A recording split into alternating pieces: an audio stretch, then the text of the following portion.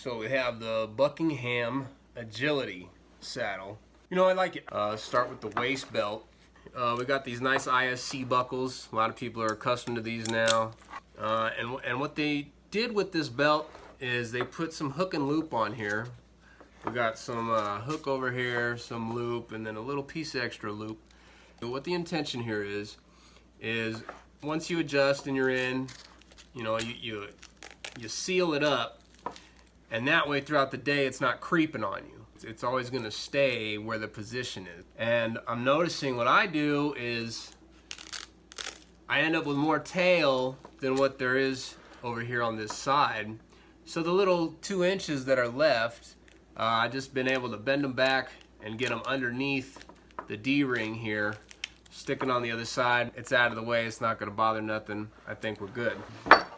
One thing they did, thinking about this, is, you know, you don't want to put this thing away in your gear bag and have the hook and loop catching on everything. So what they did is they added this extra little opposing side. So you got the loop here. So when you go to put your harness away, you can actually put the hook to the loop, and that way it's concealed, right? So that way it's not going to be snagging on everything. Just know that, you know, you are going to be undoing that every time. So there's a little bit of Velcro on this belt. If you're somebody who just hates the sound or hates the idea or whatever it is, you know, you're going to be hearing it. But I do like the function of it. I think that there's a proper utility there. All right, so then moving on to what else we got up front. We do have 4 little tiny D-rings here, little ditties. And these are going to be, the bottom ones are going to be for any quick accessory item that you may have that you're going to be reusing. The top ones, these are going to be for your gear suspenders. As you can see, full-size D-rings on the side. I am a fan of these. Moving on the back of the belt here, towards the back of the belt I should say, we do have 2 carabiner tunnels. There's one right behind the D-ring up here. And there is a second one right back here on each side. So you can have 2 carry tools on either side of you if you prefer. Here on the back. Alright. So this accessory loop we got here, it looks like one single piece of tubing that just kind of roller coasters around here. There's 4 more additional accessory loops here in nylon. You got 1 green one and 1 black one on each side. These straps right here, I don't know how easy they are to see, but these guys are for another adjustment. We got these double back buckles here, and what this guy does, this goes through the D-ring and down into your rigging plate for your bridge. When you adjust this strap, if I were to crank it down and put it back into position, what this is going to do is pull this in and raise my rigging plate up closer to my hip D's. Alright, one more thing on the back that we have. Underneath our little Buck logo, boom, we got all of our manufacturing information and when it was done. So same thing over here, boom, boom. Alright, so these leg loops, we got one closed, one opened, just so you can see the difference here. We got again, we got quick connect buckles on the green strap, and there's 2 more black straps here. One up top, one below the green here. And what these do is these get a little bit more micromanagement as you're tightening up your leg loops. Again, if you don't like Velcro, stay away, okay? Because, I don't know, it's there. It's not going to bother me, but you're definitely fiddling with it. So this green strap, every time, you know, you're taking that off and to undo your ISC buckle down here. Boop. Now, you know, that's great. That's great that the leg loop opens up and everything, but it's not really open, right? Because we still have the black straps.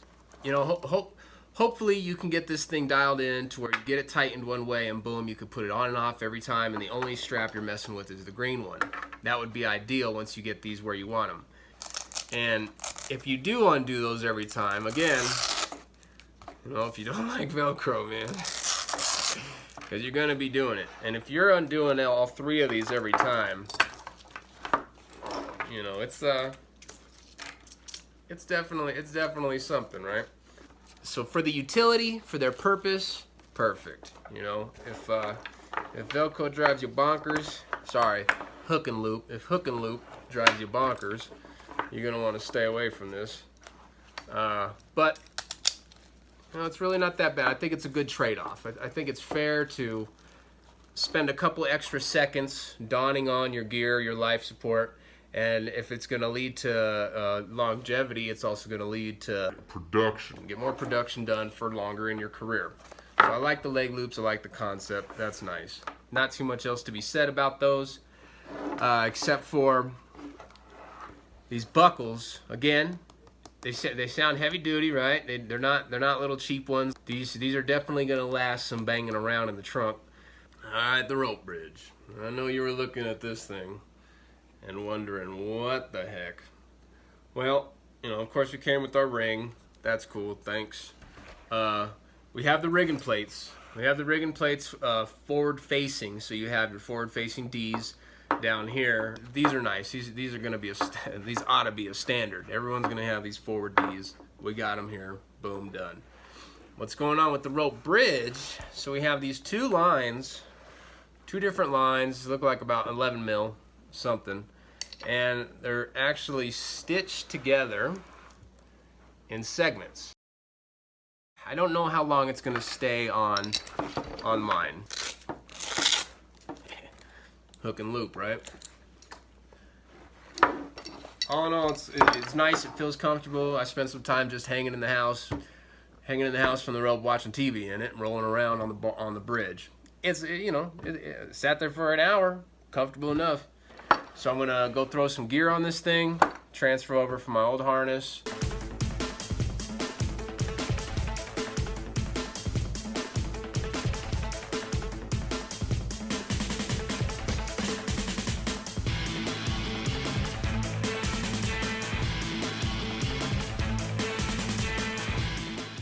It's worth noting real quick about the carry tools.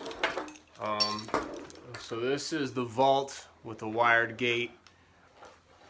So there's 2 carabiner tunnels here where this vault is, and there's one more right here on this green stitching. I couldn't have it right here on the one with the green stitching, more forward, which is probably where I'd want it, because there's 2 layers of this thick 2-inch, 3-inch, whatever, 2-inch nylon strapping here.